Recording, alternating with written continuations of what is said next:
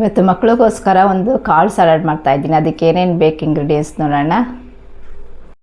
Boiled ಮಾಡ್ಕೊಂಡಿರೋಂಥ ಕಡಲೆಕಾಯಿ ಬೀಜ, ಹೆಸರು ಕಾಳು, ಕಡಲೆಕಾಳು, ಸೌತೆಕಾಯಿ, ಟೊಮೊಟೊ, ಕ್ಯಾರೆಟ್ ತುರಿ, ಪೆಪ್ಪರ್ ಪೌಡರ್.